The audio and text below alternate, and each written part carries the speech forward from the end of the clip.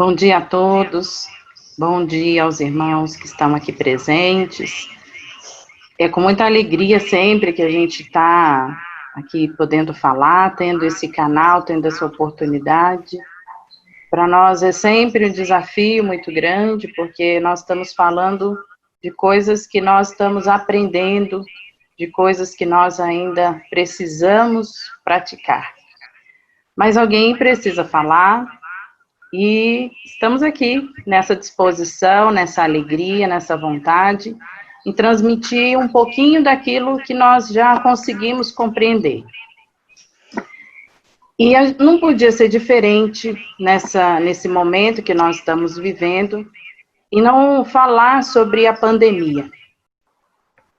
Mas, mais do que falar da pandemia, nós precisamos refletir sobre o que esse momento representa para todos nós. E como que, dentro do que nós já passamos, o que nós temos assimilado dessas situações. Então, nós sabemos, né, que é um processo, está previsto, está escrito no Evangelho e no Livro dos Espíritos, de uma forma bem mais clara, sobre as pandemias. No Livro dos Espíritos é denominado flagelos destruidores. Então, esse momento que nós estamos vivendo, do coronavírus, do Covid, da quarentena, são momentos de muitos desafios, mas são momentos que são previstos pela espiritualidade para todos nós. E esses desafios, eles não são só desafios materiais, desafios do nosso cotidiano, mas são desafios íntimos e desafios que nós temos que enfrentar de forma coletiva. Mas mais do que essas teorias sobre as alterações das economias, sobre o padrão de vida das pessoas, é um momento de atitude, é um momento de comportamento, de mudança de comportamento concreta. Porque nós falamos em mudança de hábitos, nós falamos em reforma íntima, mas a gente sabe muito bem a teoria. E nós, muitas vezes, não estamos fazendo o processo concreto de mudança do nosso comportamento. E nós sabemos que isso é lento. Quantas e quantas encarnações nós necessitamos, às vezes, para perdoar uma única pessoa? Então, esses momentos em que Deus coloca sobre nós situações de desafio, nós temos que perceber a necessidade de mudança real, de mudança do nosso modo de sentir. E essas situações são situações para que nós possamos acelerar esse processo, né? Então, quando eu coloco a pandemia e o Evangelho nessa ordem, coloco as palavras nessa ordem, é de certa forma até provocativa, para a gente refletir. Precisou vir uma pandemia para que a gente pudesse mudar algumas atitudes? Então, é só após a pandemia que muitos de nós realmente vai fazer esse processo de mudança. Então, nós precisamos aproveitar essa oportunidade. Talvez o que nós iríamos superar com esse processo, talvez nós levaríamos séculos para realizar. Mas o que é a pandemia? Então, no Livro dos Espíritos, lá na sua terceira parte, no livro terceiro, né, que fala sobre as leis morais, o capítulo 6, que é a lei das leis morais, é a lei da destruição, é a sexta lei, Na parte 2, ele fala sobre os flagelos destruidores. Na questão 737, Allan Kardec pergunta aos espíritos, com essas palavras: com que fim Deus castiga a humanidade com flagelos destruidores? Então, assusta um pouco quando a gente vê a palavra castiga. E Allan Kardec, nessa pergunta, ele não está perguntando se Deus castiga. Ele está dizendo com que finalidade Deus castiga. Ele está afirmando que Deus castiga. A gente tem que lembrar que antes do Livro dos Espíritos não existia espiritismo.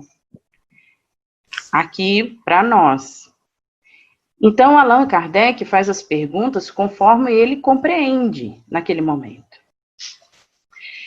E aí, os espíritos respondem para Allan Kardec. E os espíritos dizem assim, olha, para fazê-la avançar mais depressa. Então, com que finalidade Deus castiga a humanidade com flagelos destruidores? Para fazê-la avançar mais depressa. Ora, se é para fazer avançar, se é para fazer melhorar, se é para fazer evoluir, como que é castigo? Então, Allan Kardec já leva um choque ao receber essa resposta. A destruição é necessária para a regeneração moral dos espíritos, que adquirem em cada nova existência um novo grau de perfeição. É necessário ver o fim para apreciar os resultados. Então, essa pandemia vai acabar? Vai ter fim? Vai ter fim. Mas ela vai ter fim para que nós possamos apreciar os resultados. Se a gente ainda não tem resultado para ver, é bem provável que ela ainda vai continuar. E assim, todas as situações difíceis que nós enfrentamos. Só julgais essas coisas do vosso ponto de vista pessoal e as chamais de flagelos por causa dos prejuízos que vos causam. Mas esses transtornos são frequentemente necessários para fazerem com que as coisas cheguem prontamente a uma ordem melhor, realizando-se em alguns anos o que necessitaria de muitos séculos. E aí passam as questões, então essa é a 737, aí vem a questão 738, 39, 40, 41, 42, 43. Na 744, depois que Allan Kardec compreende os ensinamentos dos espíritos a respeito dos flagelos, ele faz a mesma pergunta da 737, só que agora de uma forma diferente.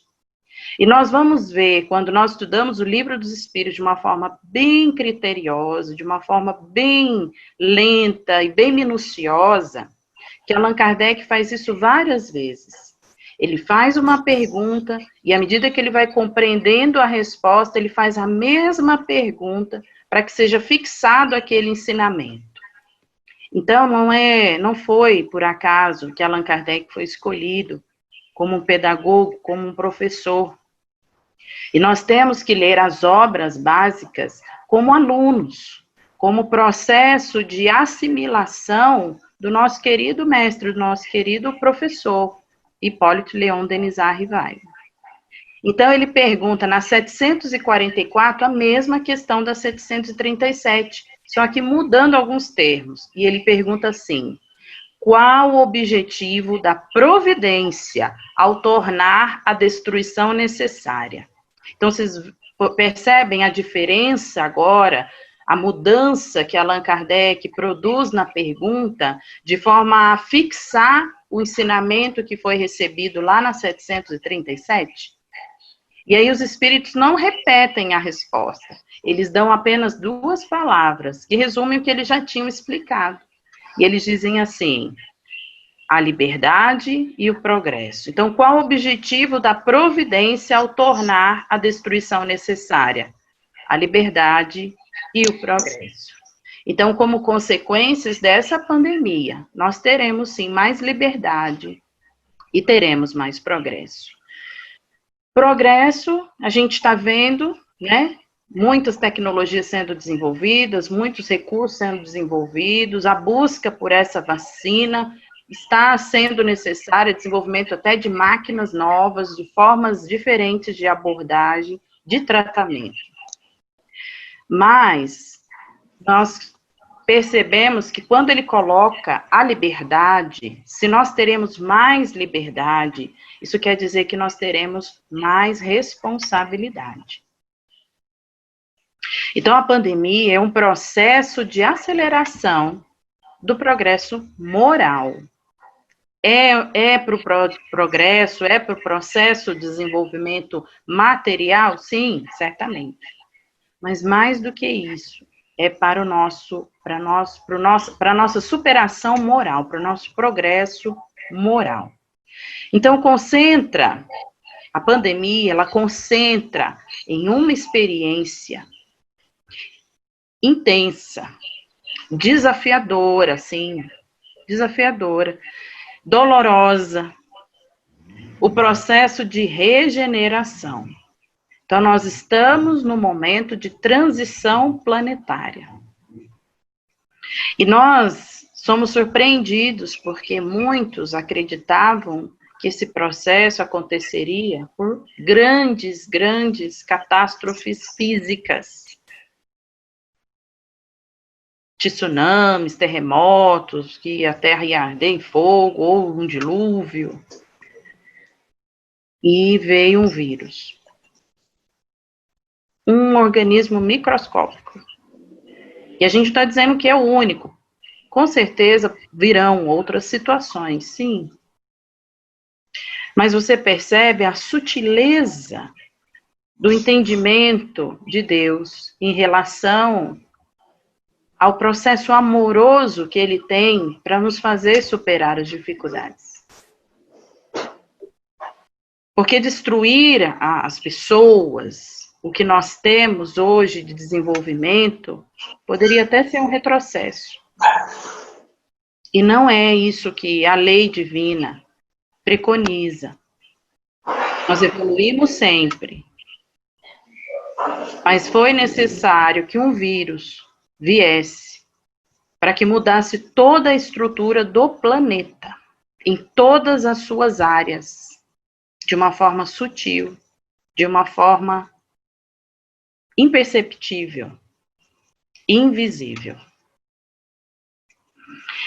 Então, a gente retorna um pouquinho à questão 740, e que os espíritos esclarecem o seguinte: os flagelos são provas que proporcionam ao homem a ocasião de exercitar a inteligência, de mostrar a sua paciência e sua resignação diante da vontade de Deus, ao mesmo tempo que lhe permitem desenvolver os sentimentos de abnegação, de desinteresse próprio e de amor ao próximo, se ele não for dominado pelo egoísmo. Então, agora é momento da gente refletir. Será que as situações que eu estou vivendo nessa pandemia estão produzindo esses sentimentos em mim? De abnegação, de desinteresse próprio, de amor ao próximo? E será que esses sentimentos estão produzindo atitudes diferentes na minha vida? Ou será que a gente está pensando na próxima viagem que a gente vai fazer quando a pandemia acabar? Ou será que a gente está pensando no carro que a gente vai trocar quando a pandemia acabar? Ou será que a gente está pensando na roupa que a gente vai comprar? Nos restaurantes que a gente vai visitar? Por que nós queremos que a pandemia acabe logo? Para voltar à mesma vida que nós tínhamos antes?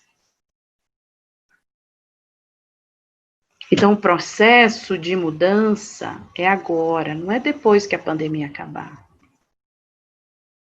Porque nós teremos a vida depois da pandemia, conforme nós fizemos com ela agora. E nós estamos presos, nós não temos condições de realizar tudo o que nós gostaríamos.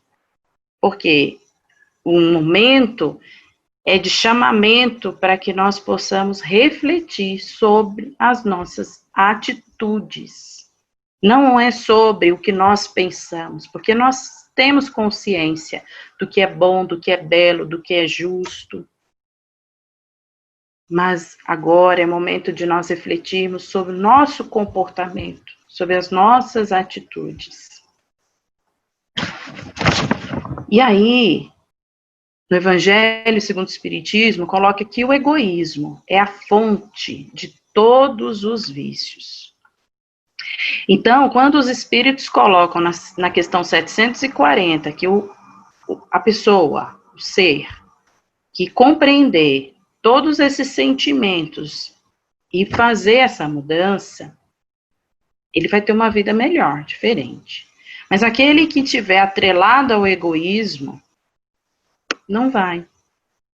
Então, o egoísmo é a fonte de todos os vícios, como a caridade é a fonte de todas as virtudes. Então, se nós tivermos o egoísmo dentro de nós, nós não conseguiremos realizar a caridade. E se nós não realizamos a caridade, nós não iremos adquirir as virtudes. Então, é tempo de pensar nos outros, é tempo de realizar as ações para os outros, é tempo de dispor do nosso tempo, do nosso descanso. Não que a gente tenha que fazer grandes sacrifícios. A espiritualidade já colocou no Evangelho segundo o Espiritismo que a mudança não é dolorosa, não é difícil, basta um pouquinho de esforço nosso. Um pouquinho. Nós cristãos hoje não somos chamados para ser engolidos pelos leões, para ser crucificados. Hoje nós somos chamados para mudarmos as nossas atitudes íntimas. O nosso testemunho, a nossa conversão é dada de forma íntima. Não se pede que a gente faça grandes sacrifícios fisicamente para que nós testemunhemos aquilo que nós acreditamos. Mas Emmanuel coloca no livro Ação e Reação que o cristão é mais reconhecido pela reação do que pela ação. Porque a ação é algo que eu penso, planejo, analiso, faço com calma. A reação não, é algo instintivo, acontece na hora. Então, como que tem sido as nossas reações diante da falta do dinheiro, diante da falência, diante do falecimento de um ente querido? Como tem sido as nossas reações diante dos nossos familiares desafios? Como tem sido as nossas reações quando uma criança aproxima do carro pedindo uma esmola? Quando um bêbado vem para nos abraçar?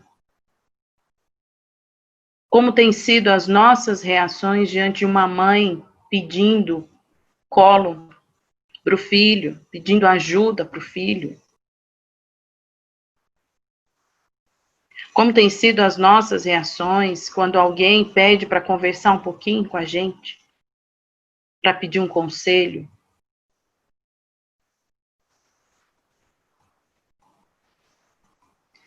Então, nós devemos assimilar que a lei da destruição, ela possui dois mecanismos. Um, que é a destruição da matéria, e o outro, que é a destruição das nossas mazelas espirituais. A destruição da matéria é necessária. Mas a gente não vai ver e não viu nenhum espírito sendo destruído pelo coronavírus. Nós não vimos nenhum espírito sendo aniquilado pelo coronavírus. E não veremos. E se a nossa vida verdadeira, a vida espiritual, se nós estamos aqui de passagem, se somos espíritos eternos, Por que tanto desespero diante das mortes que têm acontecido? Isso não quer dizer que a gente não tenha que se cuidar, que se proteger. Com certeza a gente tem que se proteger. Porque também depende da nossa vontade, do nosso livre-arbítrio. As autoridades sanitárias estão colocando as condutas para que a gente se proteja. Não quer dizer que eu vou sair por aí sem máscara. Primeiro que eu vou ser preso. Aqui em Botucatu já até estão prendendo, multando. Você não entra no supermercado, num banco. E outra, mais do que proteger você, você também, usando a máscara, está protegendo os outros. Então, nós temos, sim, que agir conforme as autoridades nos orientam. Mas a gente não precisa ter desespero diante das mortes que estão aí. Tem pessoas que parece que colecionam reportagens de quantas pessoas estão morrendo. No momento que é para orientar as pessoas a tomarem as medidas necessárias, vá lá, tudo bem. Mas não, parece que fica buscando, nossa, olha, agora são tantos milhões de pessoas, tantos mil. Para que isso? Para que se ocupar de coisas que não vão acrescentar em nada na sua vida? E o pior, vão aumentar o seu desespero, a sua angústia, a sua insegurança. Também não quer dizer que a gente tem que ficar bitolado, não saber da realidade do que está acontecendo, mas não deve ser a nossa busca, o nosso objetivo. Acordo de manhã, já vou olhar lá os dados de mortes do coronavírus. Não pode ser. Então, há sim desencarnes dolorosos, traumáticos, desafiadores. Há sim.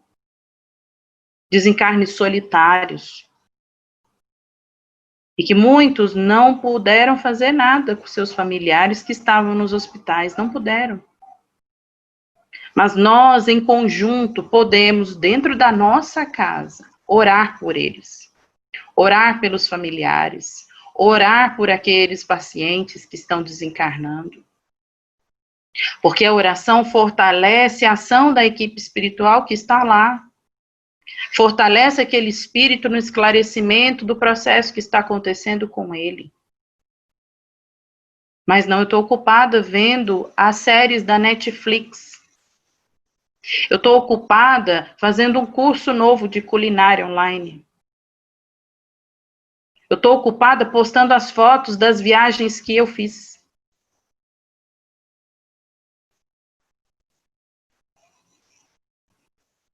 E eu sou incapaz de perceber a necessidade das pessoas. O Chico Xavier, quando li o Jornal da Manhã, lá em Uberaba, tem uma história que coloca que ele só lia as reportagens policiais. Aquela página do jornal que se você torcesse, saía sangue. Mas por que ele lia essas páginas? Para pegar os nomes das pessoas, para ele poder orar por elas. Será que nós já pensamos em fazer isso?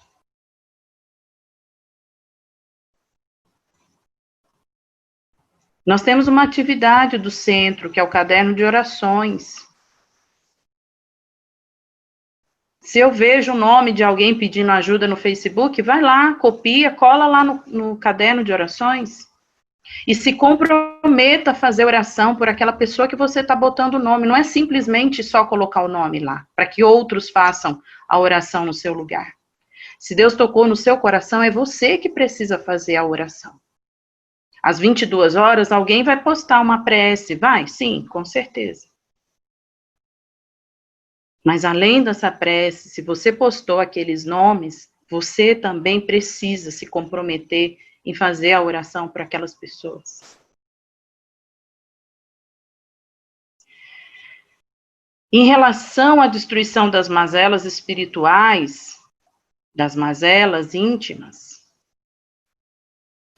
nós vemos esse momento como um processo de experiência.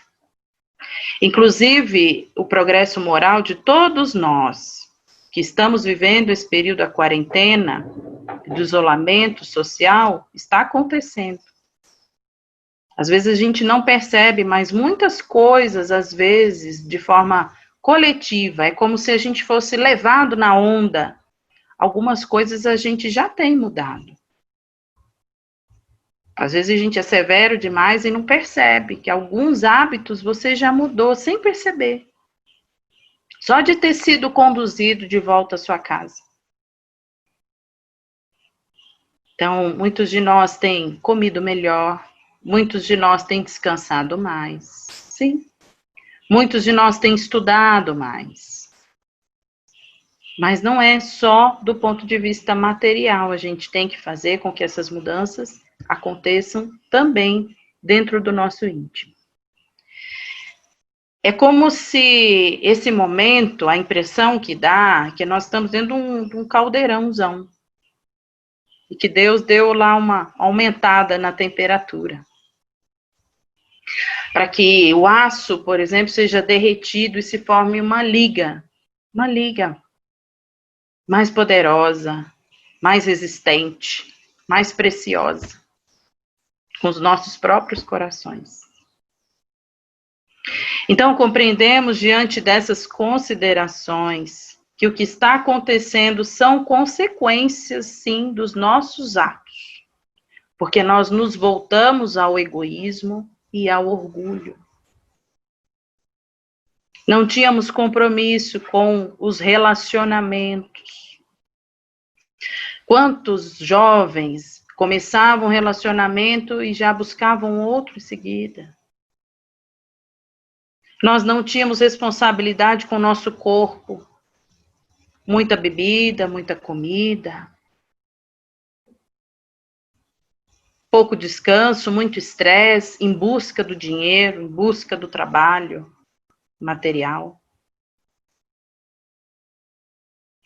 Nós não tínhamos limites em relação ao prazer, tanto sexual quanto o prazer de ser aceito, de ser contemplado com a fama.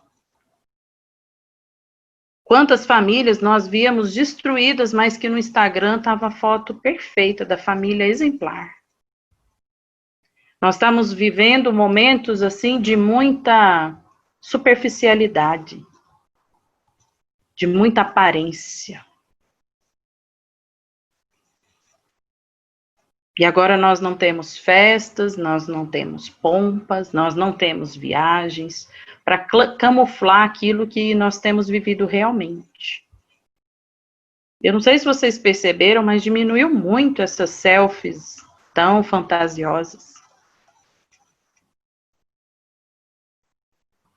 Mas em contrapartida, o que a gente vê nas famílias é que tem aumentado sim os conflitos, que tem sim aumentado as dificuldades íntimas do relacionamento familiar. Mas nós vemos que é necessário esse processo. É preciso que se tenha contato, é preciso que esteja próximo. E vão ter embates, é natural. Mas nós precisamos suplantar essas situações e resolver de uma vez por todas situações, às vezes, arrastadas por séculos. Entre pais e filhos, entre esposas e esposos, entre mães e filhos, entre a sogra e a nora, entre os cunhados. Nós agora estamos enjaulados, presos com eles. Os nossos maiores desafios, nossos maiores algozes. E muitas vezes a gente se revolta, a gente se culpa. E a gente tem que olhar e analisar. Sim, há conflito. Eu não gosto da pessoa, não gosto, não dá certo, a gente não dá certo. Mas a gente tem que aprender a conviver. Eu vou ter que perdoar. Eu vou ter que esquecer, porque ela está aqui na minha casa todo dia. Eu estou aqui com ela todo dia. Toda hora. Eu não tenho para onde fugir mais. Eu não tenho como dar uma voltinha para espairecer a cabeça. Então agora nós estamos assim, parece que Deus Colocou, sabe quando os filhos brigam, a gente coloca abraça agora, vai ficar grudadinho até pedir desculpa um do outro. É isso que está acontecendo.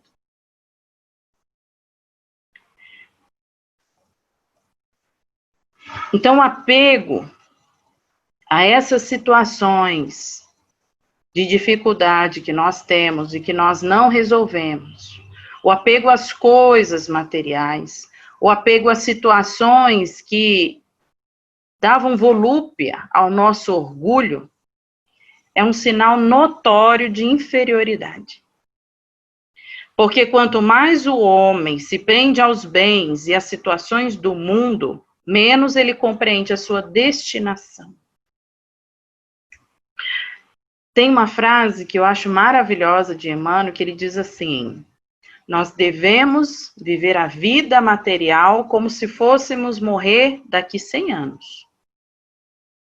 E viver a vida espiritual como se fôssemos morrer amanhã. Então, nós temos que cuidar do nosso corpo para que ele se sustente por um século. Cuidar, proteger, ter higiene, se alimentar bem, praticar atividade física.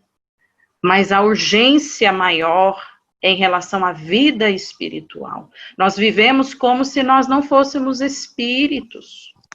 Nós vivemos como se nós tivéssemos só essa vida. E nos dizemos espíritas. Ah, porque se eu não viajar para tal lugar eu não vou ser feliz, porque se eu não tiver o carro, se eu não tiver a casa. E não é isso, não é para isso que nós estamos aqui. Então, a nossa destinação é a destinação espiritual. Nós estamos vivendo, né, o verdadeiro processo de mudança desses paradigmas, colocando o que nós entendemos nas nossas atitudes, no nosso coração. Então, o que a gente vê aí com a quarentena é que nós estamos, num primeiro momento, nós percebemos como se fosse um castigo sobre todas essas nuances da vida física que nós estávamos enfrentando. E Allan Kardec perguntou na questão 738 a respeito disso, e os espíritos dizem que é necessário castigá-lo em seu orgulho e fazê-lo sentir a própria fraqueza, a própria fragilidade. E aí vem de novo essa palavra castigo, né? Nós espíritas costumamos dizer, Deus não castiga, não é? Mas aí eu pergunto, como é que um pai amoroso castiga os seus filhos? Dando uma surra? Não, um pai amoroso, uma mãe amorosa, ela castiga os seus filhos, ela corrige os seus filhos, como? Botando no cantinho do pensamento. E é isso que nós estamos vivendo na quarentena. Não podemos sair para lugar nenhum. Estamos no cantinho do pensamento. Nós estamos num momento de reflexão sobre as nossas atitudes. Então, nosso pai, ele chegou para nós e disse, olha, agora você vai refletir sobre o que você tem feito. Será que está certo o que você está fazendo? Então, esse momento de quarentena é o nosso cantinho do pensamento e que nós precisamos refletir sobre as nossas atitudes. E como fazer isso de uma forma mais fácil, mais palpável? E aí, nós percebemos que o Evangelho realmente é o nosso guia, é o nosso livro de texto para as nossas práticas. É aí que entra o Evangelho. Muitas pessoas, às vezes, colocam até no Face ou perguntam para nós, né? Será que os espíritos não mandaram uma mensagem assim verdadeira? O Chico Xavier não tem uma mensagem verdadeira sobre o que nós estamos passando, de quando nós vamos sair da situação? quando a gente vê o Evangelho, a gente vê que ele está mesclado de mensagens sobre esse momento que nós estamos vivendo. Os Espíritos já enviaram essas mensagens antes de tudo isso acontecer. Então, a gente vai fazer aqui um preâmbulo, aqui um passeio nas páginas do Evangelho, tentando recordar essas lições, a fim de que nós possamos refletir sobre as nossas atitudes nesse cantinho do pensamento que nós estamos. Então, desde o início da confecção do livro do Evangelho segundo o Espiritismo, nós percebemos que ele foi escrito de uma forma diferente, de uma forma especial. Na Revista Espírita, o Espírito São Luís, ele chega para Allan Kardec e pede que Allan Kardec diminua o ritmo das atividades dele, porque ele já está tendo consequências no seu corpo físico, que poderiam comprometer a continuidade da tarefa. Então, Allan Kardec é convidado a se retirar do ambiente que ele está. E Allan Kardec, então, vai para Saint-Andrés, um balneário na França, na Normandia, um lugar maravilhoso, com o mar à vista, com uma casa no alto da colina. Ele descreve a casa onde ele estava, para que ele pudesse escrever o Evangelho segundo o Espiritismo. Então, a gente vê que desde a confecção do Evangelho segundo o Espiritismo, houve um cuidado enorme da espiritualidade para que esse trabalho fosse feito. E Allan Kardec revela mais tarde que ele recebeu o apoio especial de um espírito extremamente iluminado, e que ele mal poderia divisar quem era aquela personalidade, que é o Espírito da Verdade. E a mensagem inicial do Evangelho segundo o Espiritismo é de ninguém mais, ninguém menos que o Espírito da Verdade.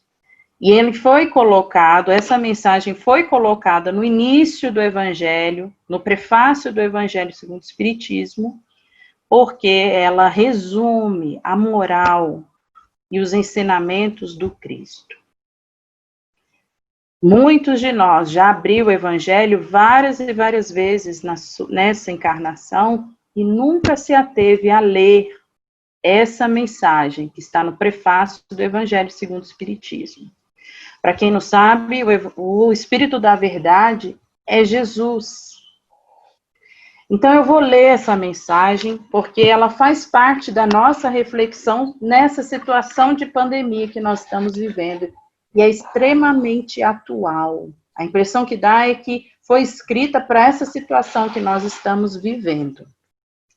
Diz assim: os Espíritos do Senhor, que são as virtudes dos céus, como um imenso exército que se movimenta desde que ele recebeu o comando, espalham-se sobre toda a superfície da terra, semelhantes às estrelas cadentes, vêm iluminar o caminho e abrir os olhos aos cegos.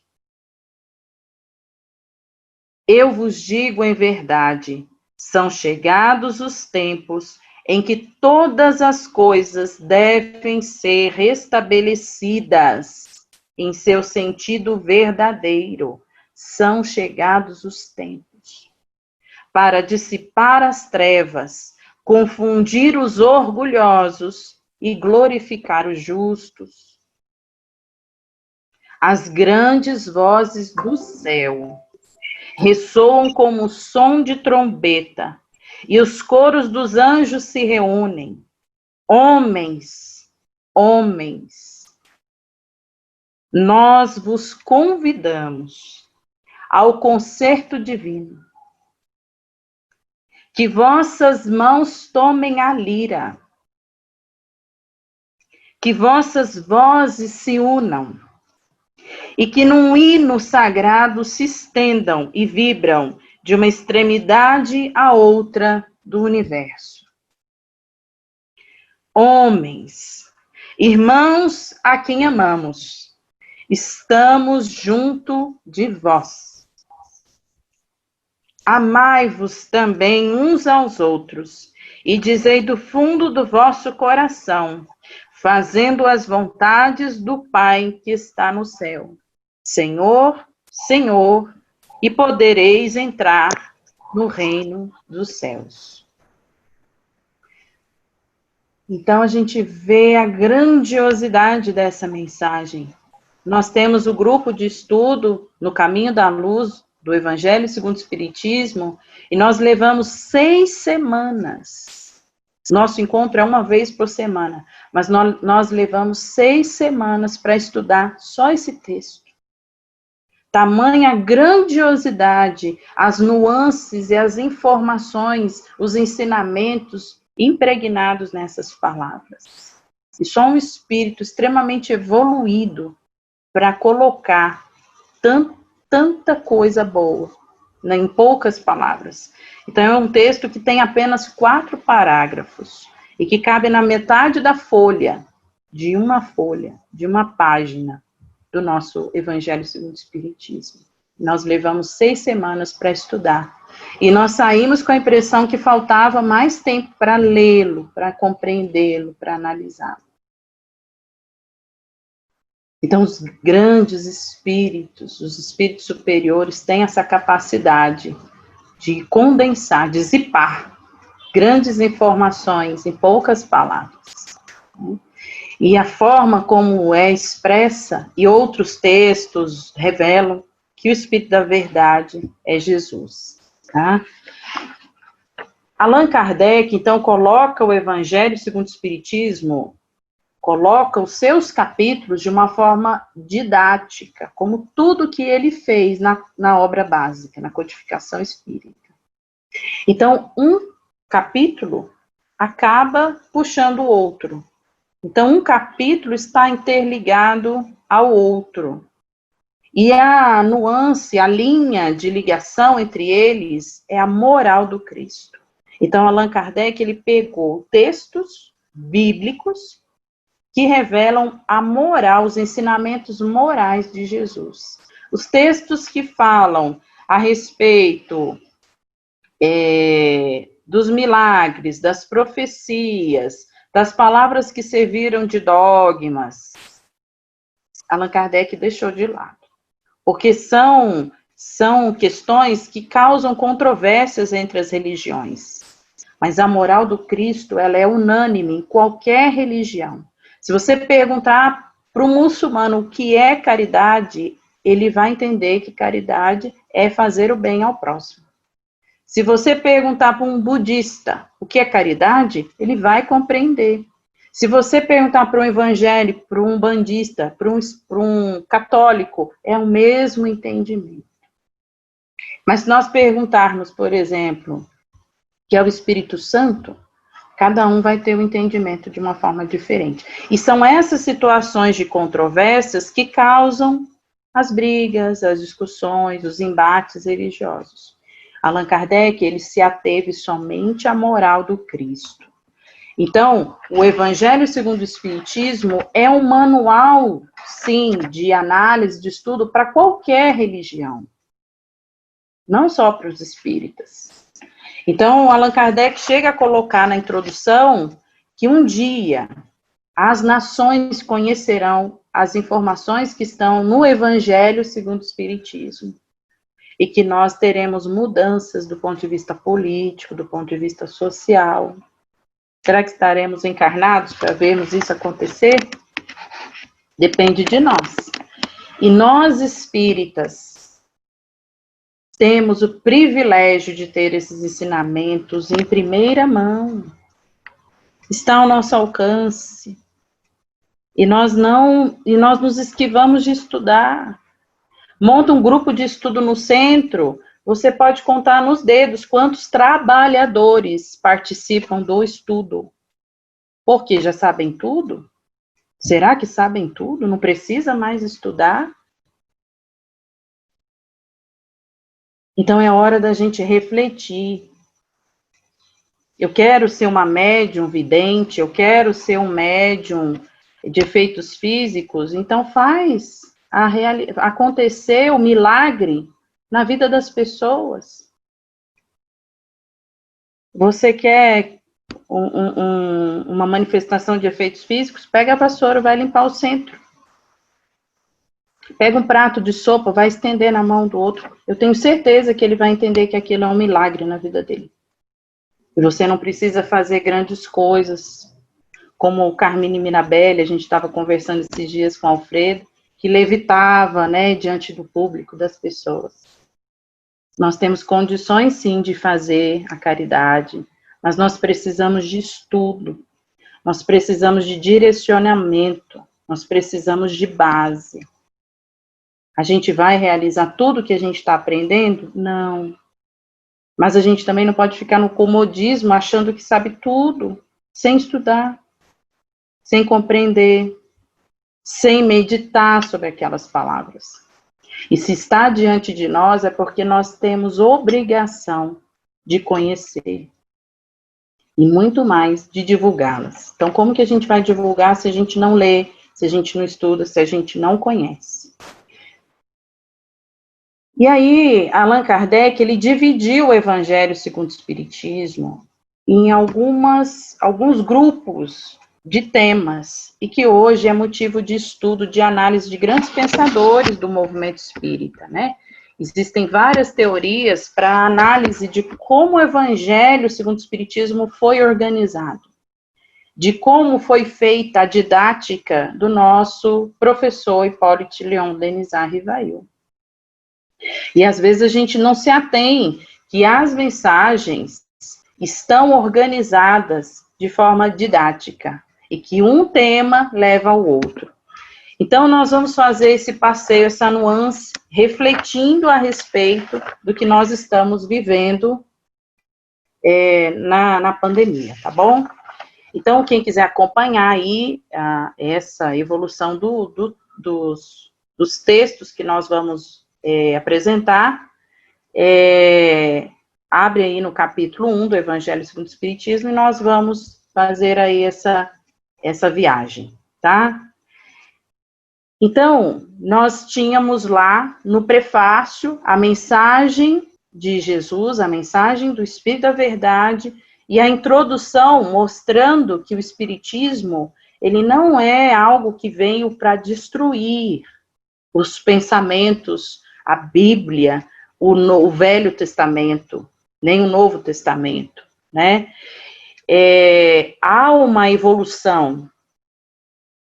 E aí nós nos deparamos com o capítulo 1, em que Allan Kardec coloca justamente essa questão. O capítulo chama Eu não vim destruir a lei. E quando a gente lê esse texto, a gente vê que nem Jesus veio destruir a lei de Moisés e nem o Espiritismo veio destruir a lei de Jesus. Jesus veio para dar execução à lei de Moisés, de uma forma amorosa, de uma forma mais tranquila, porque já havia uma evolução da humanidade para compreender as leis morais.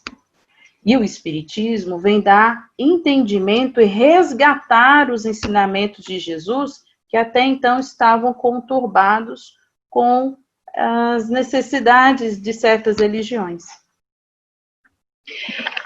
E aí a gente vê uma mensagem, o Espírito que escreve a primeira mensagem do Evangelho segundo o Espiritismo, depois do prefácio, depois do Espírito da Verdade, em que o capítulo é intitulado Não Vim Destruir a Lei, ou seja, ele vem falando desde Moisés, é justamente um espírito israelita.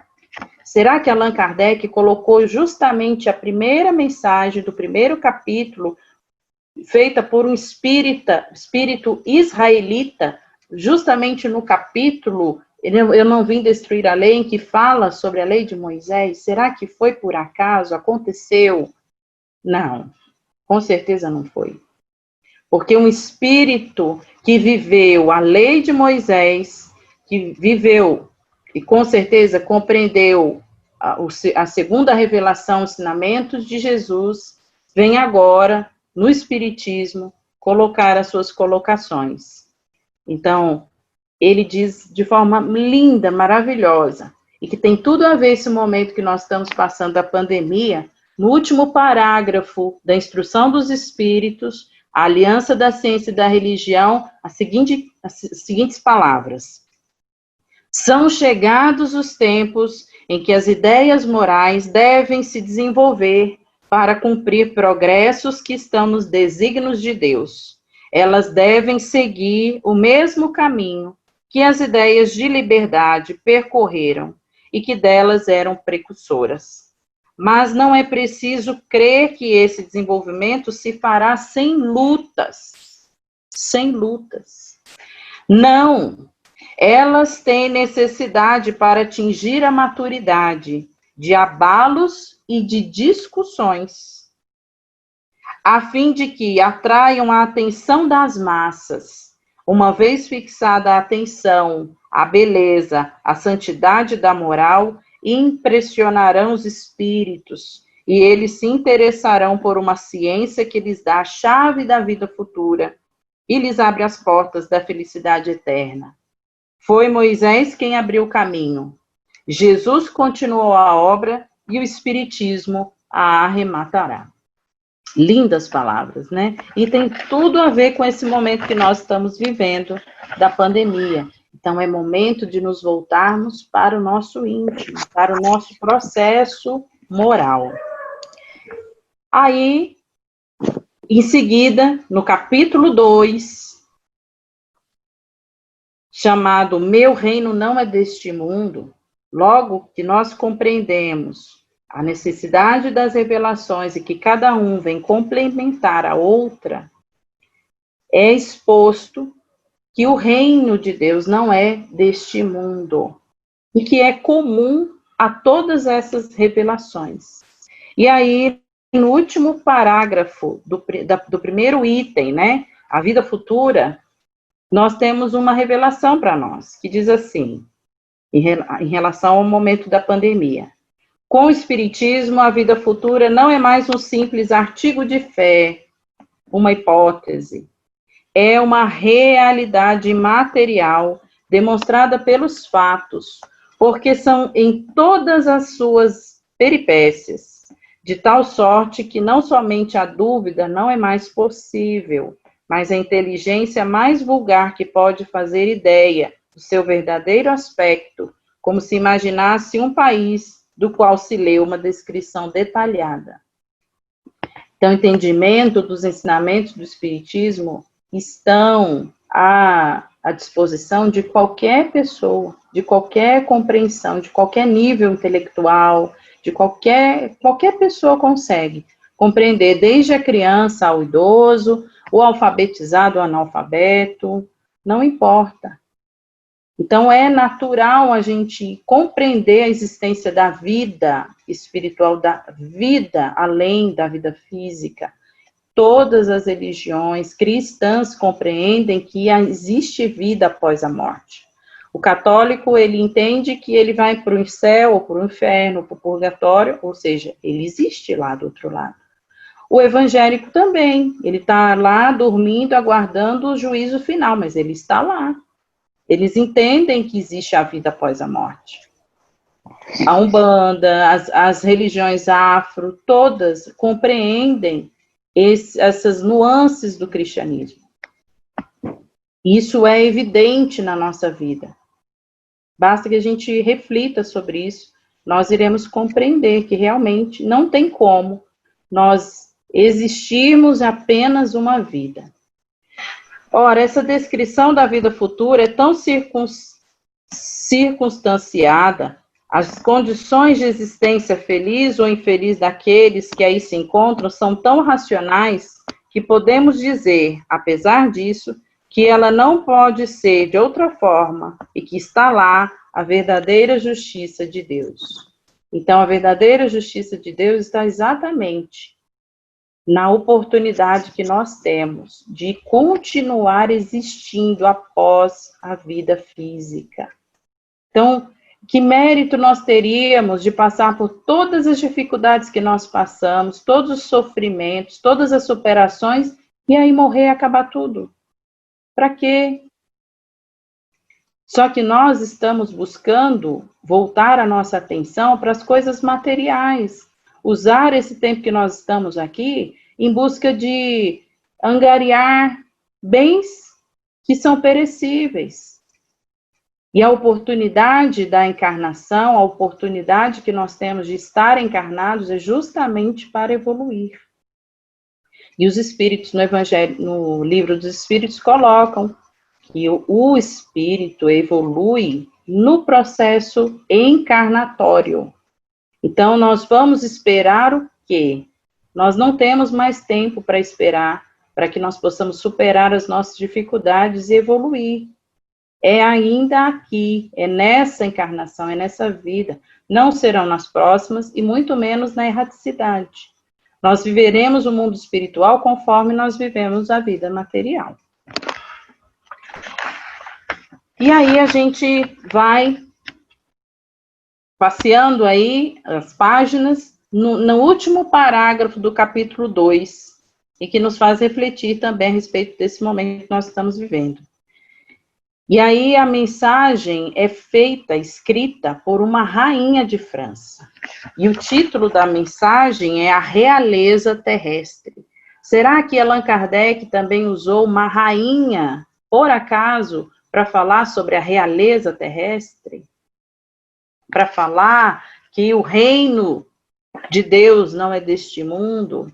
Então, Allan Kardec usou de propósito a mensagem de uma rainha que viveu a realeza terrestre, para ela mostrar, para ela expor a sua experiência, que realmente o reino verdadeiro não é deste mundo, que não são as coisas deste mundo que devem ser as nossas preocupações. E aí ela diz assim: os homens correm atrás dos bens terrestres como se os devessem guardar para sempre. Mas aqui não há mais ilusões. Eles se apercebem logo de que não agarraram senão uma sombra e negligenciaram os únicos bens sólidos e duráveis, os únicos que lhes são do proveito na morada celeste, os únicos que podem a ela dar-lhes acesso. Tende piedade daqueles que não ganharam o reino dos céus. Ajudai-os com as vossas preces, porque a prece aproxima o homem do Altíssimo. É o traço de união entre o céu e a terra. Não o esqueçais. Mais uma vez, eles vêm nos expondo a importância da prece. E para isso nós não precisamos de muito tempo, nós não precisamos de situações especiais para orar em benefício de alguém, seja encarnado, seja desencarnado. E aí nós avançamos para o capítulo 3, em que ele fala das muitas moradas na casa do meu pai. Então, se o meu reino não é deste mundo, se eu vou existir após a experiência física, então eu também terei oportunidade de encarnar em outros mundos. Tá? Nós vemos que esses 4 primeiros capítulos falam sobre Deus, falam exatamente das ações de Deus sobre nós. Então, quando nós somos colocados quando nós colocamos o filho lá no cantinho do pensamento, a primeira coisa que ele faz é o quê? É se revoltar contra a gente, né?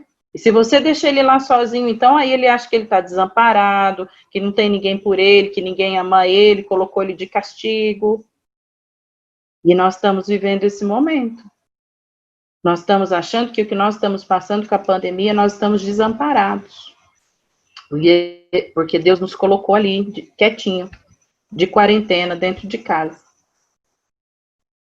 Então, os primeiros 4 capítulos do Evangelho segundo o Espiritismo é justamente para mostrar a grandiosidade, a justiça e a amorosidade do nosso Pai sobre nós. Não precisamos vê-lo, conhecer a sua face, se é que existe uma face, mas nós percebemos a ação de Deus sobre as nossas vidas. Que é coisa mais maravilhosa do que saber que você vai morrer, que um ente seu vai morrer, vai desencarnar, que ele continua vivo do outro lado. Que você terá a oportunidade de viver em outras moradas, né? Que o reino verdadeiro não é o reino material, é o reino espiritual. que as preocupações que eu tenho que ter quando eu for, não são do que está ficando, mas do que eu estou levando. Então, isso é a bondade de Deus, é o amor de Deus, é a onipotência de Deus sobre as nossas vidas. Então, no capítulo 3, nós vamos lá na progressão dos mundos, no item 19, que é o último item desse capítulo 3, que nos faz refletir a respeito da pandemia. E diz assim: o progresso é uma das leis da natureza. Todos os seres da criação, animados e inanimados, a ele estão submetidos pela bondade de Deus, que quer que tudo engrandeça e prospere.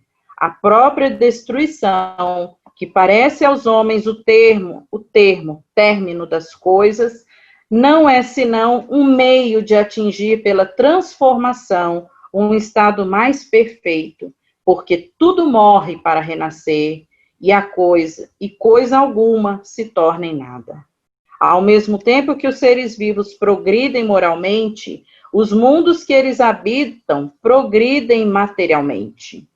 Quem pudesse seguir o mundo nas suas diversas fases, desde o instante em que se aglomeram os primeiros átomos que serviram à sua constituição, vê-lo-ia percorrer uma escala incessantemente progressiva, mas por graus insensíveis a cada geração, e oferecer aos seus habitantes uma morada mais agradável, à medida que estes avançam, eles mesmos, na senda do progresso.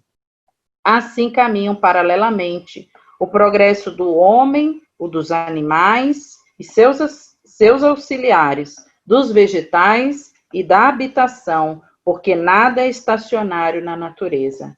Quanto essa ideia é grande e digna de majestade do Senhor.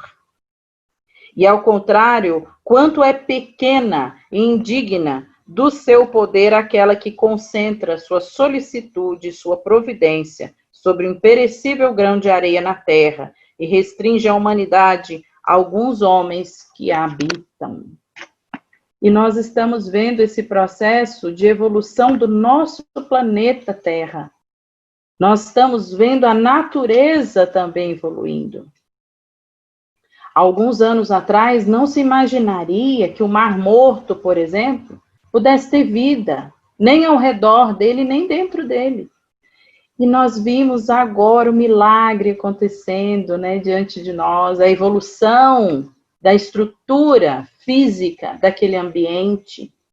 E o Mar Morto ao redor dele, vocês podem procurar depois no YouTube, no Facebook, repleto de flores ao redor dele. E canais de água doce surgindo ao redor dele. Já foram encontrados peixes naquele local. E o Mar Morto era o local mais insalubre da Terra. Ou seja, não havia possibilidade de ter vida naquele local. Nós estamos vendo isso acontecer agora. Quantas pessoas nós vimos registrar? Nossa, eu passei pela estrada, eu vi um esquilo, eu vi um mico, eu vi um tamanduá passando. Quantas praias estão limpas, né? A gente vê a Praia Grande, a gente era tão suja, tão poluída, completamente limpa, água pura. Então, a humanidade também tem evoluído, a humanidade não, a Terra, a estrutura física do planeta também tem evoluído nesse processo da pandemia, tá? E aí nós avançamos no capítulo 4, tá? O capítulo 4 é intitulado Ninguém pode ver o reino de Deus se não nascer de novo. Então, a gente viu, né, que eu não vim destruir a lei, depois a gente viu a questão lá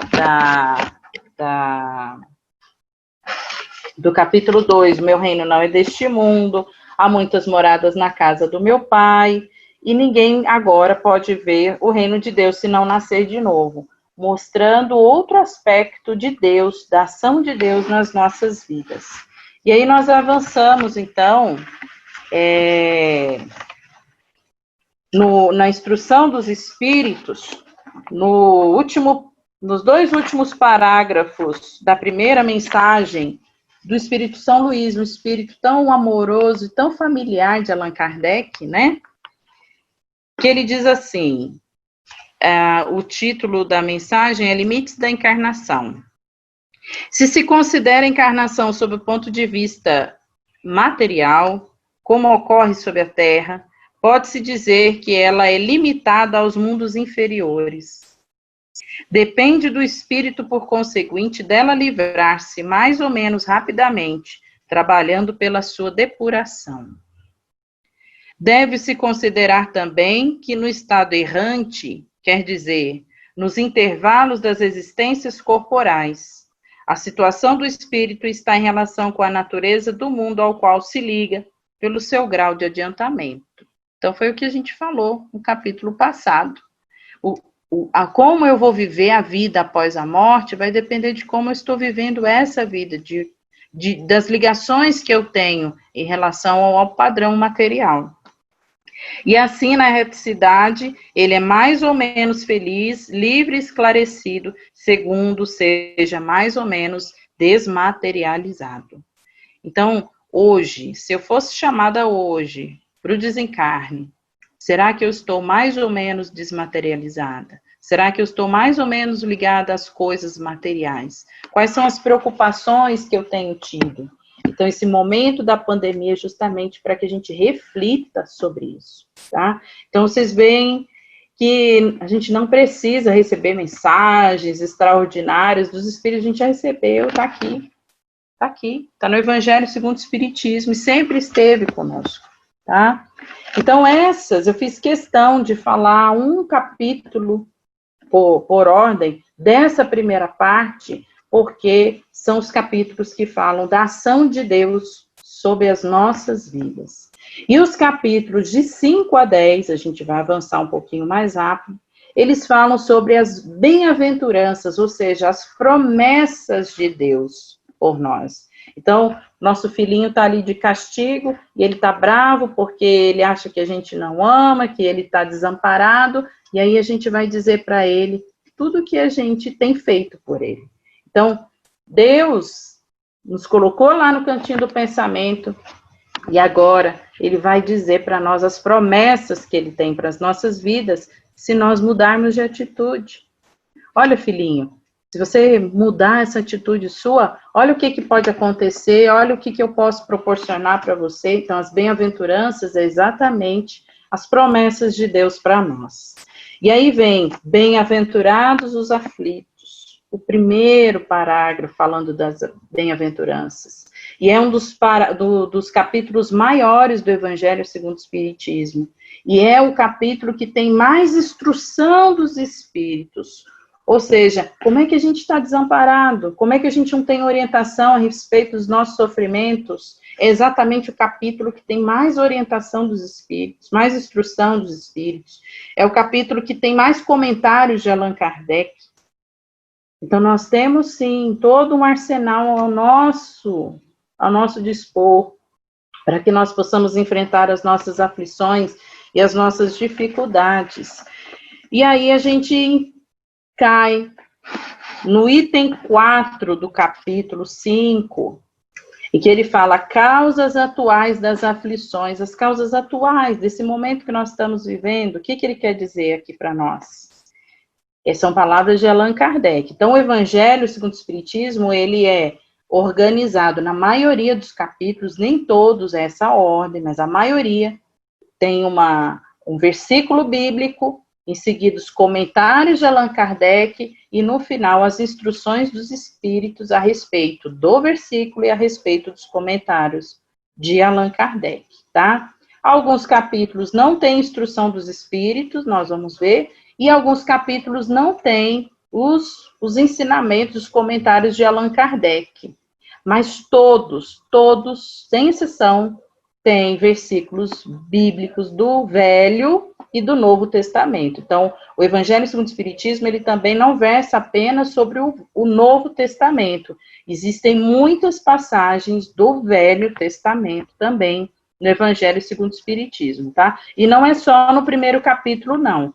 Em outros capítulos, avançando aí o livro, nós vemos citações do Velho Testamento. Então, quebra esse paradigma que os espíritas não leem Velho Testamento. É mentira. Allan Kardec leu, por que nós não vamos ler?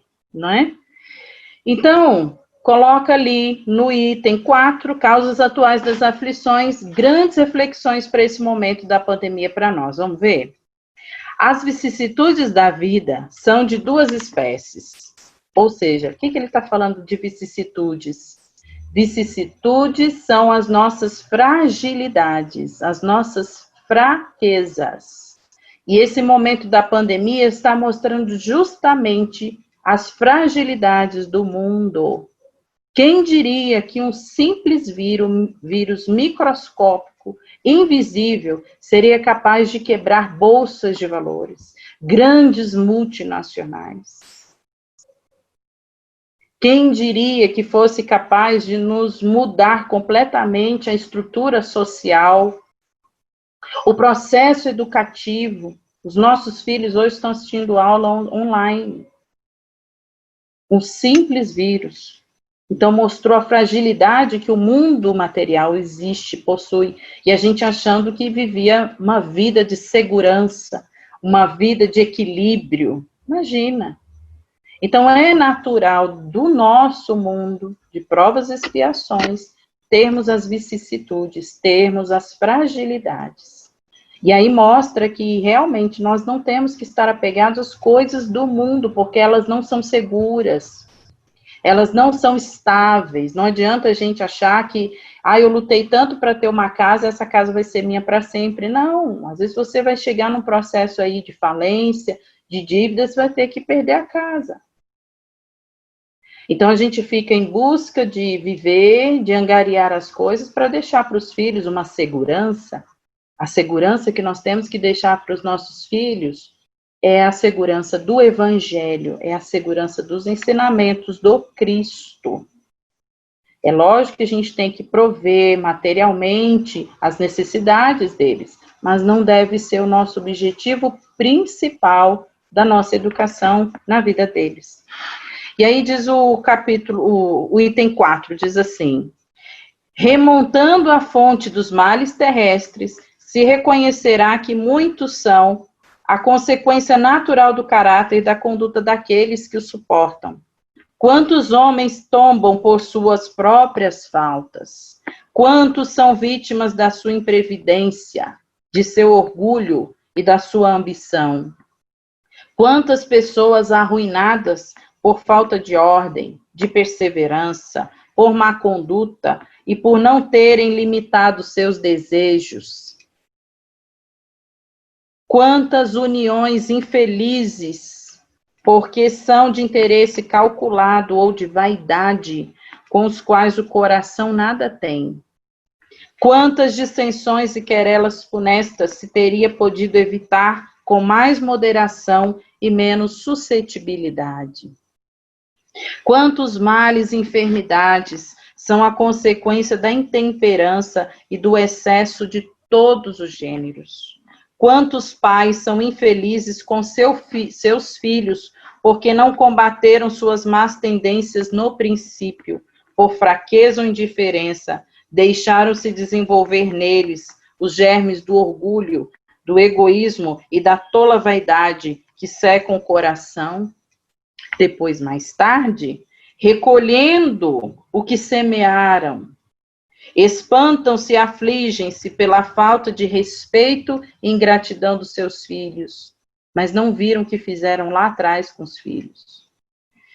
Que todos aqueles que são atingidos no coração pelas vicissitudes e decepções da vida interroguem friamente sua consciência, que remontem progressivamente à fonte dos males que os afligem e verão se o mais frequentemente não podem dizer: se eu tivesse ou não tivesse feito tal coisa, eu não estaria em tal situação. Então, nós chegamos aí ao clímax do nosso cantinho do pensamento. Esse momento que nós estamos de quarentena é justamente para refletirmos sobre o que nós estamos fazendo, sobre o que nós fizemos. E nós queremos voltar à vida, a naturalidade, a normalidade do jeito que nós estávamos antes. Então, esse é o momento, esse é a situação que a espiritualidade colocou diante de nós, para que nós possamos refletir, colocar em prática. Nós estamos sendo forçados a colocar em prática esse processo de desenvolvimento espiritual, de progresso espiritual, de progresso moral, de reforma íntima. Mesmo a gente não querendo. E os espíritos irão respeitar o nosso livre-arbítrio. Você vai continuar desse jeito? Tudo bem, não tem problema. No livro Há 2000 anos, Jesus falou isso para Emmanuel. Se não for agora, que seja daqui a milênios. Não tem problema. Você sempre vai ser aguardado. E assim nós estamos recebendo esse mesmo chamado. Então, as grandes vozes do céu estão ecoando aí com as trombetas, nos anunciando momentos novos e nos convidando a tomar a lira, ou seja, tomar sua própria vida. E aí entoar um cântico num coro, está lá no prefácio. Será que nós vamos continuar cantando um solo? Ao contrário, a música, ao contrário do que a multidão estará cantando num coro uníssono, em agradecimento a Deus por tantas bênçãos. Então, o processo que nós estamos tendo nesse momento da pandemia é extremamente estratégico, extremamente necessário. E aí nós avançamos, então, lá no capítulo 10, no capítulo 11, desculpa, e o capítulo 11, ele fala, o capítulo 11 ao capítulo 15, eles falam a respeito das nossas ações com o próximo.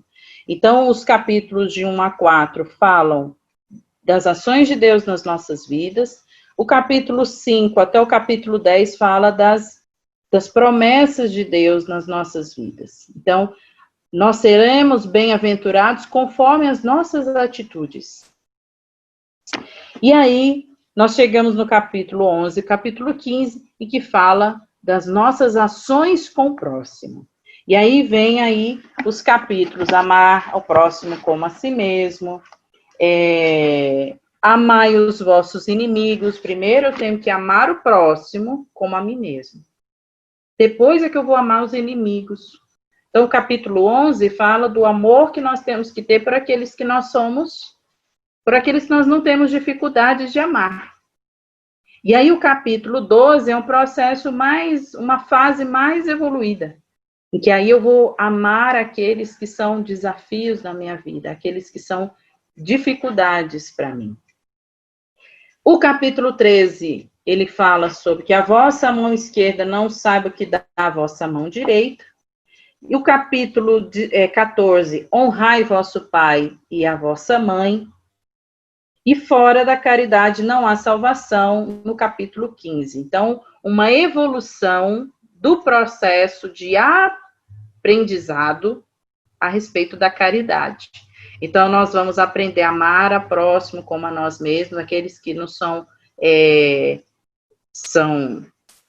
similares, aqueles que nós sentimos que são iguais a nós. Depois, amar os inimigos, aqueles que não são os desafios. E aí nós teremos condições reais de fazer a caridade. Então, às vezes a gente sai para fazer a caridade, mas a gente tem dificuldade em casa, a gente não está sendo caridoso com os nossos desafios, com os nossos inimigos. Então, Jesus, ele coloca, antes de colocar as suas oferendas, né, a Deus, deixe no altar e vai em busca do teu irmão, aquele que você tem dificuldade. Então, para que eu realize a caridade de forma verdadeira, eu tenho que amar aqueles que são simpáticos a mim, amar aqueles que são desafios. Então, por isso que a fora da caridade não há salvação está no final desses tópicos, da evolução do processo de aprendizado da caridade nas nossas vidas, tá? E aí a gente escolheu aqui o texto, fora da caridade não há salvação, que está na Instrução dos Espíritos do capítulo 15, que resume um pouquinho desses capítulos, dessa conjunto de capítulos que falam a respeito das nossas ações com o próximo, tá? No item 10, fora da caridade não há salvação, então, do capítulo 15, diz assim, e que tem muito a ver com esse processo nosso da pandemia. Meus filhos, na máxima fora da caridade não há salvação, estão contidos os destinos dos homens na terra e no céu. Porque aqueles que a tiverem praticado encontrarão graça do Senhor, diante do Senhor.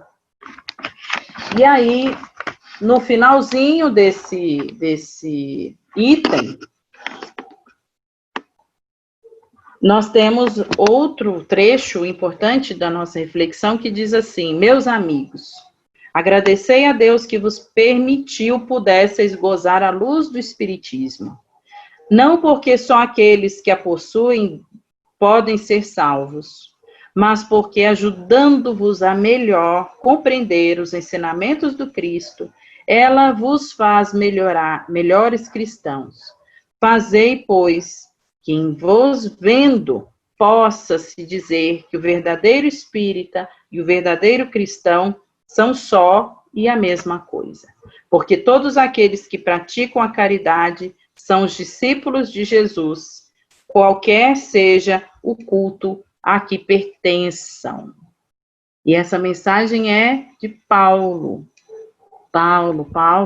nosso querido Paulo de Tarso. Então, o apóstolo Paulo, Paris, 1860, resumindo esse processo do nosso entendimento a respeito da caridade, ou seja, ele resume que não há diferenciação de crença, não há diferenciação em relação à sua orientação sexual, ao seu padrão de vida física, financeira ou intelectual. Todos podemos realizar a caridade em benefício de todos, de todos. E é através da ação da caridade que nós seremos reconhecidos como verdadeiros espíritas, como verdadeiros cristãos, tá? Então, o espírito que teve a missão nessa terra, né, de divulgar o evangelho para os povos que nem conheciam Deus. Então, ele vem dizer para nós, espíritas, que nós temos um tesouro nas mãos. Nós temos todas essas informações, nós temos todos esses ensinamentos, e nós devemos colocá-lo em prática. Então, aquele alcance de que o evangelho um dia será lido por várias nações e mudará as estruturas, começa por nós espíritas, vai depender de nós. Então, o nosso testemunho no dia a dia. Muitos espíritas fazem a caridade pensando nos bônus horas que vão receber. Já perdeu o mérito. Então, a gente não faz a caridade para ser salvo, mas fazendo caridade seremos salvos, entende? Então, nós não fazemos com objetivo só para que a gente seja promovido na escala espiritual. Não, não.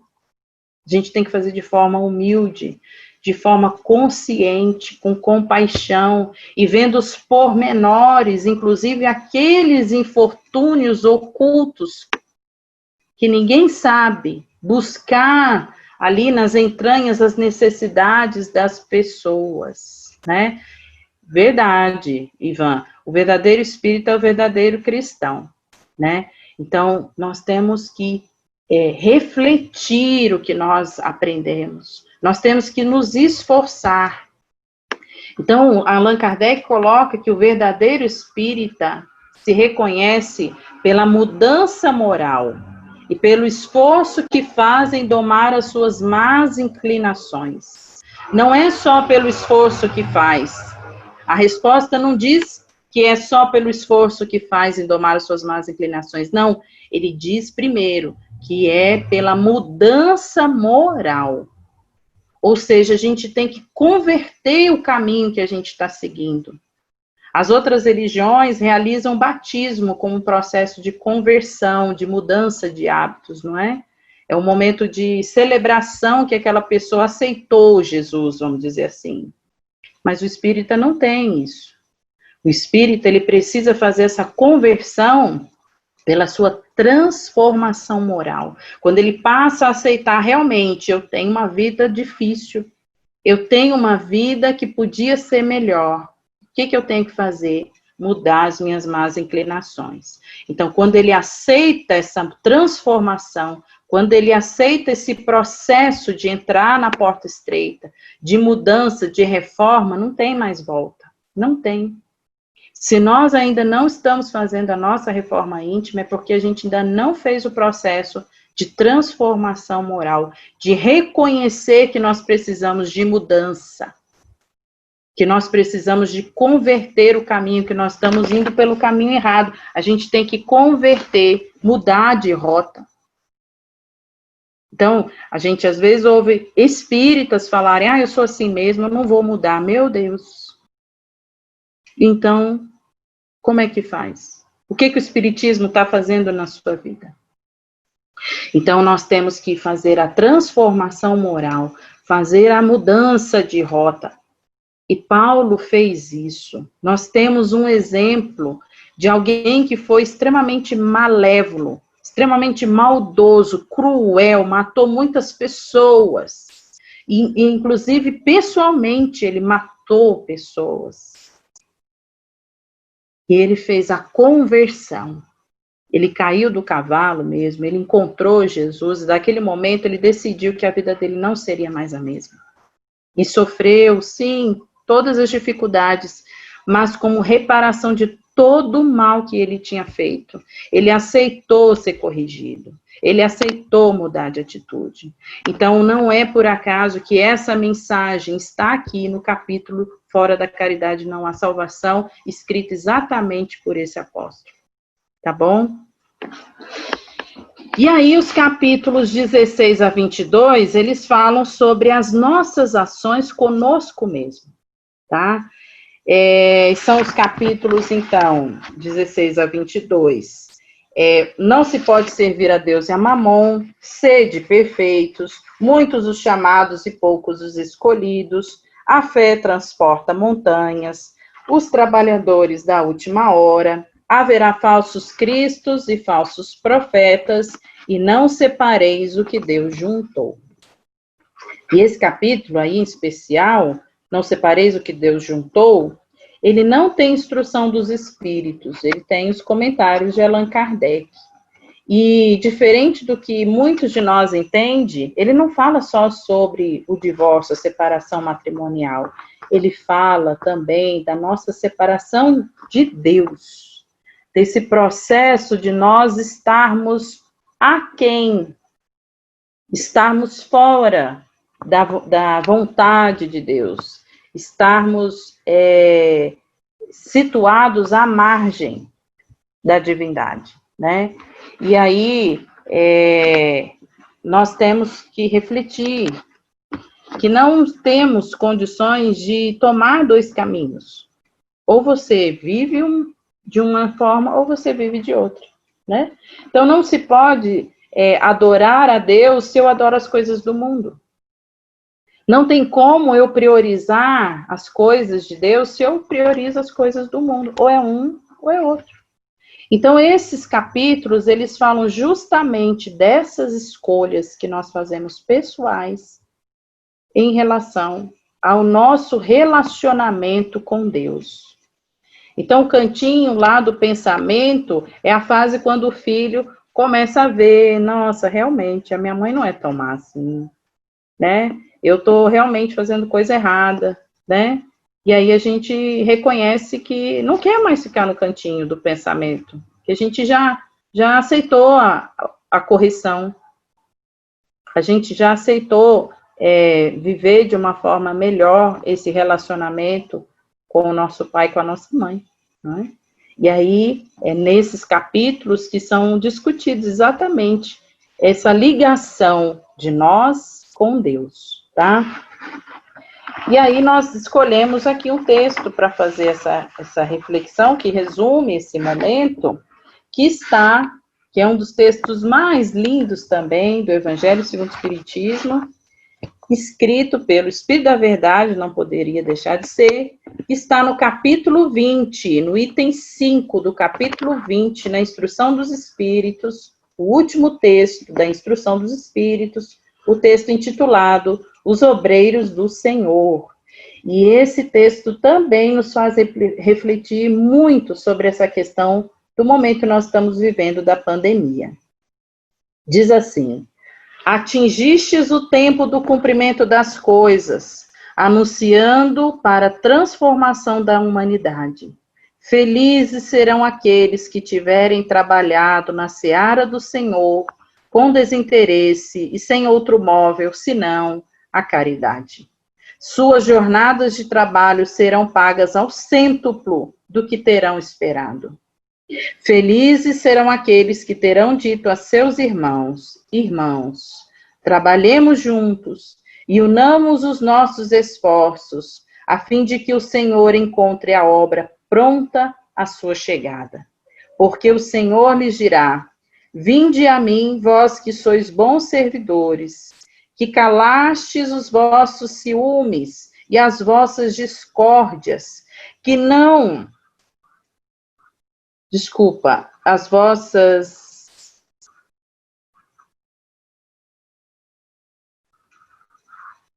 Vinde a mim, vós que sois bons servidores, que calastes os vossos ciúmes e as vossas discórdias, para não deixar a obra prejudicada. Mas ai daqueles que, por suas dissensões, terão retardado a hora da colheita, porque a tempestade virá e serão carregados no turbilhão. Eles gritarão: graça, graça, mas o Senhor lhes dirá: por que pedis graça, vós que não tiveste piedade dos vossos irmãos e que recusastes lhes estender a mão? Vós que esmagastes o fraco em lugar de o sustentar. Por que pedis graça, vós que vos procurastes a vossa recompensa nas alegrias da terra e na satisfação do vosso orgulho? Já recebeste a vossa recompensa, tal como a pretendestes, não peçais mais. As recompensas celestes são para aqueles que não terão pedido as recompensas da terra. Deus faz neste momento o recenseamento dos seus servidores fiéis. Nós estamos vivendo o recenseamento dos servidores fiéis de Deus nesse processo da pandemia. E marcou com seu dedo aqueles que não têm senão a aparência do devotamento, a fim de que não usurpem mais o salário dos servidores corajosos, porque é aqueles que não recuarem diante de suas tarefas que vai confiar os postos mais difíceis na obra da regeneração pelo Espiritismo. E estas palavras se cumprirão: os primeiros serão os últimos, e os últimos os primeiros no reino dos céus. E aqui a gente tem uma revelação muito grande para nossas vidas como espíritas. E que a grande obra da regeneração será feita pelo Espiritismo. Não é que a gente está desprezando as outras religiões, não é isso. Mas os ensinamentos do Espiritismo promovem, nos fazem avançar diante dessas realidades de uma forma mais fácil, tá? De uma forma mais compreensível, de uma forma mais, com uma fé mais raciocinada a respeito das circunstâncias dos momentos que nós estamos vivendo. E aí, os capítulos 23 a 26, eles falam dessa entrega à vontade do nosso Pai. Então, é nesse momento que a criança pede, né, que reconhece que quer sair do castigo, né, e que aceita ser corrigida. Então, os capítulos 23 a 26 vêm revelar exatamente esse momento. Os capítulos 23 a 26 são a moral estranha, não coloqueis a candeia sob o alqueire, buscai e achareis, dai gratuitamente o que recebeste gratuitamente. Então, é nesse momento que a gente reconhece que as nossas forças não são suficientes, que nós precisamos, sim, da ação de Deus sobre nós, e que nós iremos aceitar a correção. E aí nós destacamos o texto para essa nossa reflexão, que está no capítulo 25, no item 1, ajuda-te e o céu te ajudará.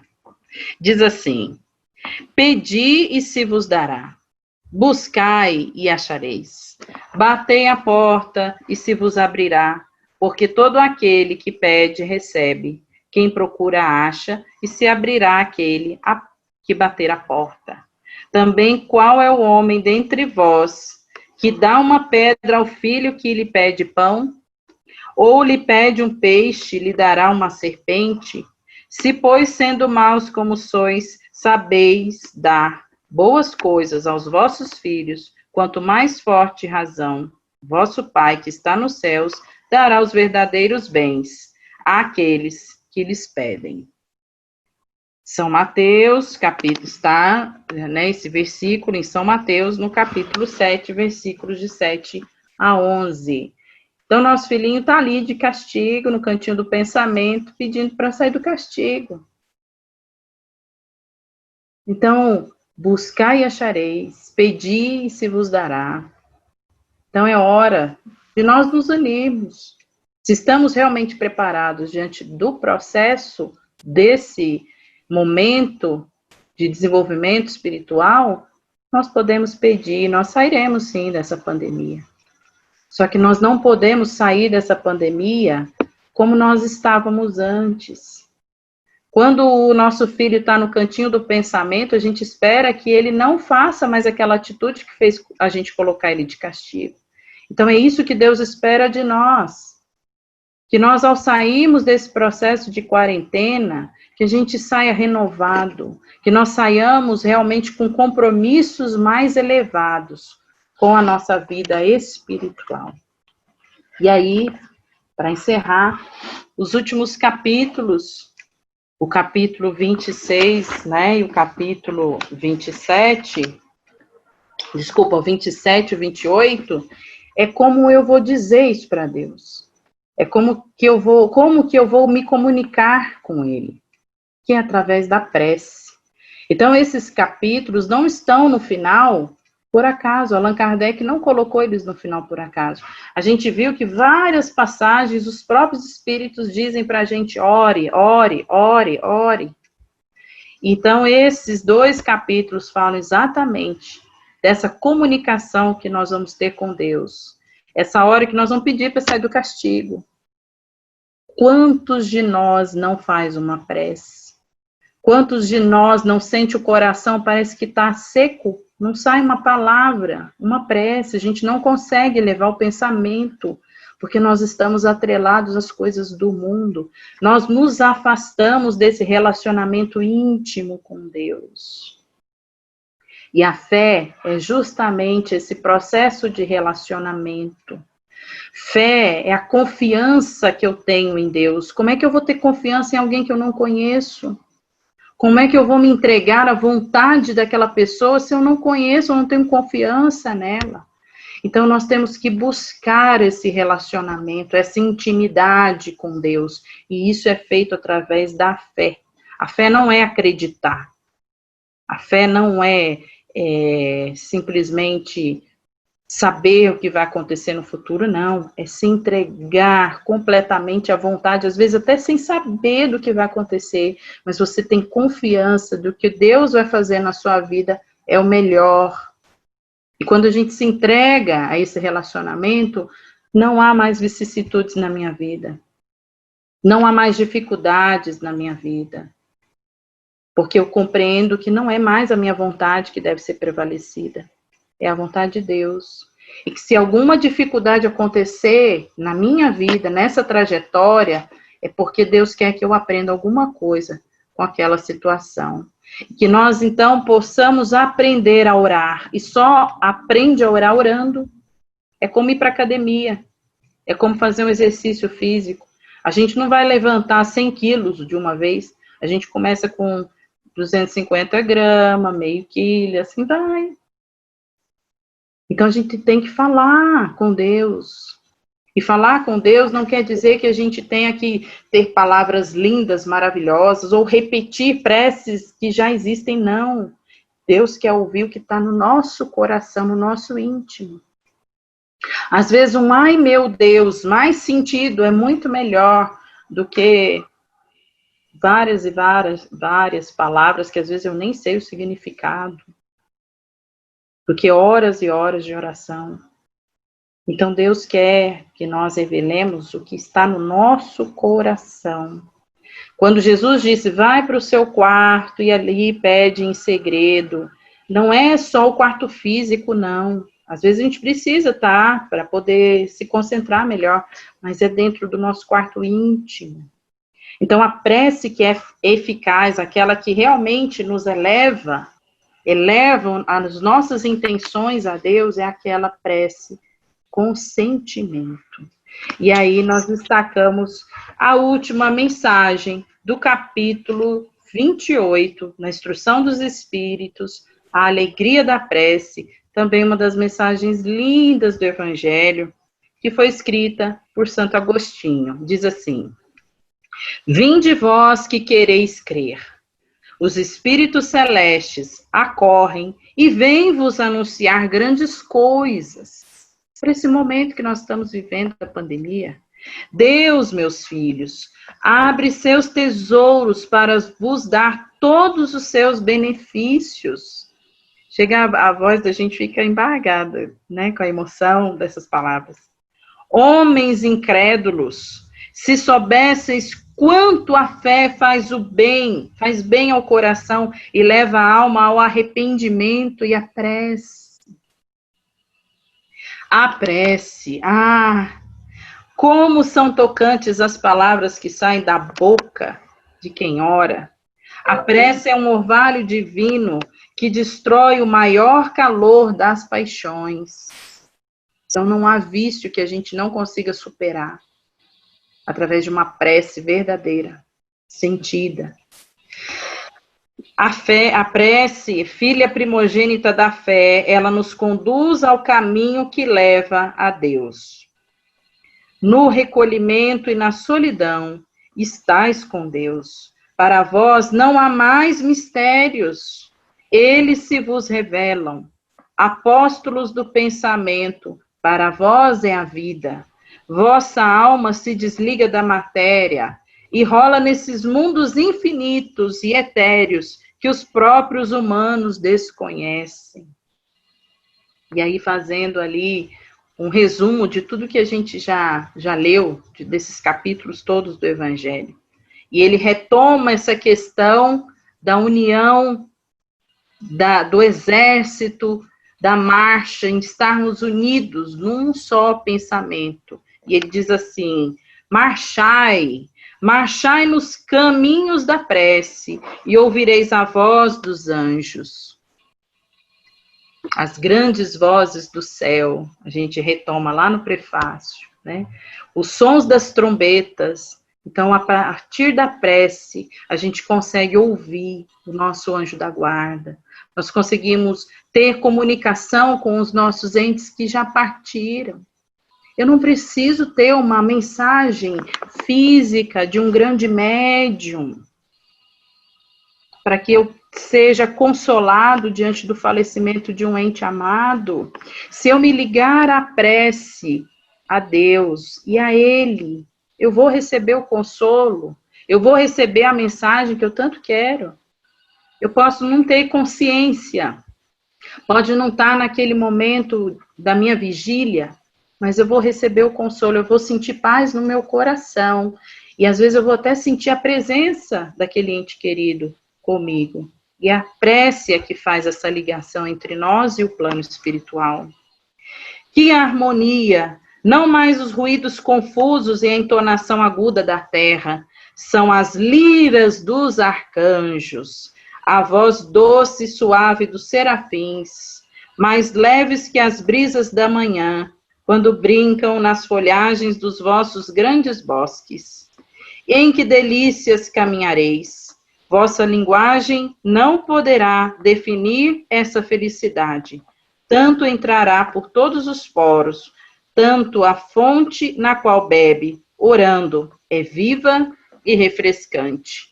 Quanta paz a gente tem no nosso coração, às vezes angustiado, apertado, né? A gente está engasgado com situações, e quando a gente ora, de verdade, sincera, aquilo se dissipa, e a gente sente uma paz, uma tranquilidade, parece até que flui melhor, até a nossa respiração. Doces vozes, embriagadores perfumes que a alma ouve e saboreia, quando se lança a essas esferas desconhecidas e habitadas pela prece. Sem mistura de desejos carnais, todas as aspirações são divinas. E vós também, orai com Cristo, levando sua cruz do Gólgota ao Calvário. Levai a vossa cruz e sentireis as doces emoções que passam em sua alma, embora carregado de um madeiro infamante. Ele ia morrer, mas para viver a vida celestial na morada do seu Pai. E a prece faz isso. Essa é a alegria da prece. Esse texto é intitulado Alegria da Prece. Quantas consolações nós recebemos através da prece. Então, nesse momento que nós estamos angustiados, que nós nos sentimos desamparados, porque nós não estamos vendo Deus. Isso não quer dizer que Ele nos abandonou, não, Ele só colocou a gente ali para pensar sobre as nossas atitudes. Isso não, por Ele estar ali nos castigando dessa forma tão amorosa, não quer dizer que nós estamos condenados. Nós estamos condenados a ter sofrimentos eternos. É só um processo que nós estamos vivendo. Esse período da pandemia é necessário, é divino e realmente é para o nosso aprendizado, para o nosso processo de superação das nossas dificuldades.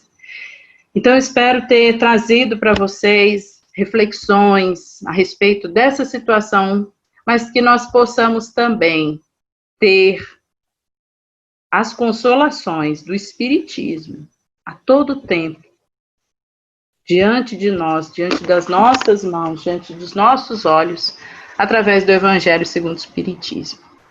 Fica aqui o meu agradecimento, o meu beijo a todos vocês que tiveram paciência de me ouvir esse tempo todo. Que Deus esteja conosco, hoje, amanhã e sempre. Que assim seja.